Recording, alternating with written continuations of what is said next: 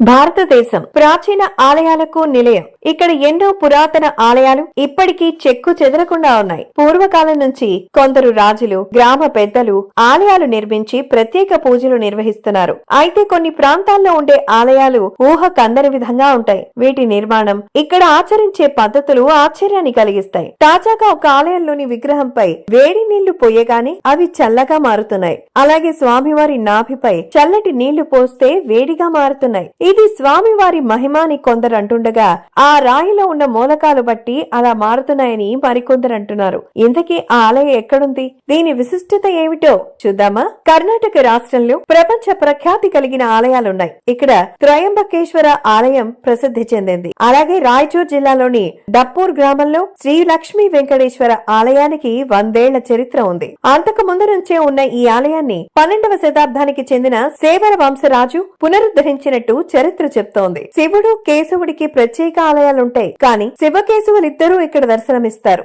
అయితే ఇద్దరు మూర్తులు ఉండడం వెనక ఓ చరిత్ర ఉంది. స్థానికులు చెప్తున్న ప్రకారం ఈ ఆలయాన్ని శివుని కోసం నిర్మించారు. గర్భగుడి ఏర్పాటు చేసి లింగాన్ని ప్రతిష్ఠించడానికి సిద్ధమయ్యారు. అంతలో కేశవుడు సైతం తనకు ఈ ఆలయంలో చోటు కావాలని అడిగాడట. దాంతో శివుడు తన కోసం ఏర్పాటు చేసిన పీఠం పైనే వెంకటేశ్వర స్వామి ఉండడానికి ఒప్పుకున్నారట.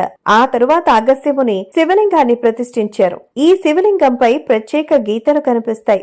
ఇలా లింగంపై గీతలు ఉంటే ఈ లింగాలు, ఈ శివాలయాలు అరుదుగా ఉంటాయి. వీటిలో ఈ ఆలయం ఒకటి. అయితే శివకేశవులు ఇద్దరూ కొలువైన ఈ ఆలయంలో వెంకటేశ్వరుడిని ప్రసన్న వెంకటేశ్వరుడుగా, శివుడిని ప్రసన్న శివుడిగా పిలుస్తారు. శివుడు అభిషేక ప్రియుడు, వెంకటేశ్వరుడు అలంకార ప్రియుడు. కానీ ప్రతి ఆదివారం ఈ ఆలయంలో వెంకటేశ్వర స్వామికి అభిషేకం నిర్వహిస్తారు. ఈ అభిషేకం గురించి ప్రత్యేకంగా చెప్పుకోవచ్చు. ఎందుకంటే ఈ స్వామివారికి వేడి నీటితో అభిషేకం చేస్తారు. ఆశ్చర్యం ఏంటంటే ఆ వేడి నీరు విగ్రహంపై పడగానే అవి చల్లగా మారిపోతాయి. కొన్నేళ్ల క్రిందట కొందరు స్వాములు అక్కడికి వచ్చిన సమయంలో అనుకోకుండా వేడి నీటిని తెచ్చి అభిషేకం చేశారట.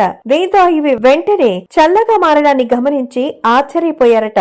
అప్పటి నుంచి స్వామివారికి వేడి నీటితో అభిషేకం నిర్వహిస్తున్నారు. అయితే స్వామివారి నాభిపై చల్ల నీరు పోస్తే అవి వేడిగా మారుతున్నాయి. స్వామివారి విగ్రహ ప్రత్యేకత ప్రత్యేకమైన రాయితో తయారు చేయడం వల్ల ఇలా మారుతున్నాయని కొందరు అంటున్నారు. కానీ వీటికి ఆధారాలు మాత్రం ఎవరు చూపలేదు. మరికొందరు మాత్రం ఇది స్వామివారి మహిమే అంటున్నారు.